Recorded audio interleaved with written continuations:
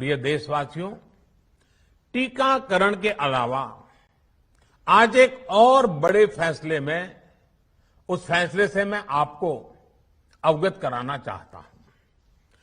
पिछले वर्ष जब कोरोना के कारण लॉकडाउन लगाना पड़ा था, तो प्रधानमंत्री गरीब कल्याण अन्न योजना के तहत 8 महीने तक 80 करोड़ से अधिक देशवासियों को मुफ्त राशन की व्यवस्था हमारे देश ने की थी।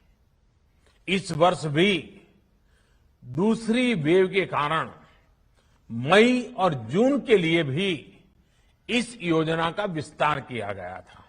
आज सरकार ने फैसला लिया है कि प्रधानमंत्री गरीब कल्याण अन्न योजना को अब दीपावली तक आगे बढ़ाया जाएगा।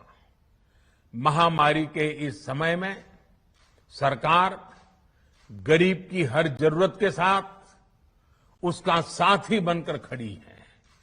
यानी नवंबर तक 80 करोड़ से अधिक देशवासियों को हर महीने तय मात्रा में मुफ्त अनाज उपलब्ध होगा। इस प्रयास का मकसद यही है कि मेरे किसी भी गरीब भाई बहन को, उसके परिवार को भूखा सोना न पड़े। साथियों, देश में हो रहे इन प्रयासों के बीच कई क्षेत्रों से वैक्सीन को लेकर भ्रम और अफवाहों की जानकारी चिंता बढ़ाती है। ये चिंता भी मैं आपके सामने व्यक्त करना चाहता हूं।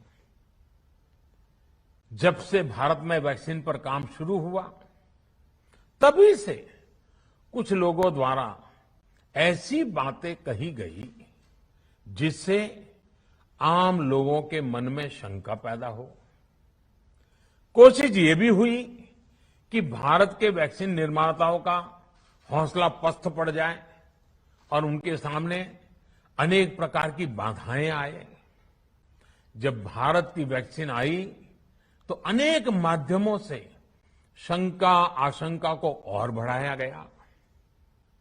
वैक्सीन न लगवाने के लिए भांति भांति के तर्क प्रचारित किए गए।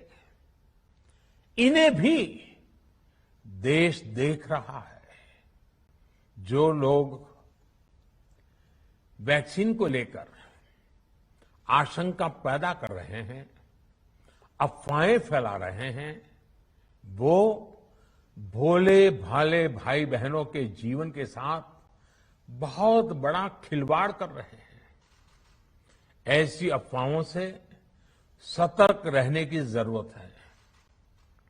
मैं भी आप सबसे, समाज के प्रबुद्ध लोगों से, युवाओं से अनुरोध करता हूं कि आप भी वैक्सीन को लेकर जागरूकता बढ़ाने में सहयोग करें।